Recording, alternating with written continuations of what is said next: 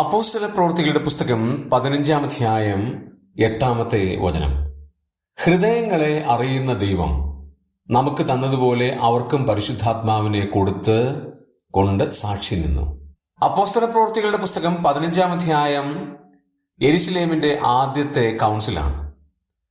അവിടെ പല തർക്കങ്ങളും പ്രയാസങ്ങളും ഒക്കെ ഉണ്ടായ സമയത്ത് ഉപദേഷ്ടാക്കന്മാരായ ആളുകളും മൂപ്പന്മാരായ ആളുകളും പൗലോസും ബർന്നബാസും എന്നുവേണ്ട എല്ലാവരുടെയും ബൗദ്ധികമായ ആലോചനകൾ മുഖാന്തരം കൂടിയ ഒരു സുന്നഹദോസ് എന്ന് വേണമെങ്കിൽ പറയാം. അവിടെ പറയുന്ന ഒരു വാചകം വളരെ ചിന്തനീയമാണ്. ഹൃദയങ്ങളെ അറിയുന്ന ദൈവം. നമ്മുടെ ദൈവത്തിന് മാത്രമേ നമ്മുടെ ഹൃദയങ്ങളെ അറിയാൻ കഴിയുള്ളൂ. കണ്ണുണ്ടെങ്കിലും കാണാത്ത, ചെവിയുണ്ടെങ്കിലും കേൾക്കാത്ത, മൂക്കുണ്ടെങ്കിലും മണക്കാത്ത ദൈവത്തിന് നമ്മുടെ ഹൃദയത്തെ അറിയാൻ കഴിയില്ല. അങ്ങനെയുള്ള വ്യക്തികളെയോ ദൈവങ്ങൾ എന്ന് വിളിക്കപ്പെടുന്നവരെയോ ദൈവങ്ങൾ എന്ന് വിളിക്കപ്പെടുവാൻ പോലും കഴിയില്ല. കാരണം ഹൃദയങ്ങളെ അറിയുന്ന ഒരു വ്യക്തി മാത്രമായിരിക്കണം ദൈവം.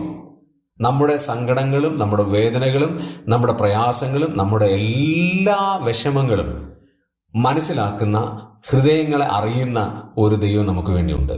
അങ്ങനെയാണെങ്കിൽ നമ്മുടെ ഏത് വലിയ വ്യാകുലങ്ങളും അറിയുന്ന ഒരു ദൈവം ഉള്ളതുകൊണ്ട് ആ ദൈവത്തിൽ നമുക്ക് ശരണപ്പെടാം.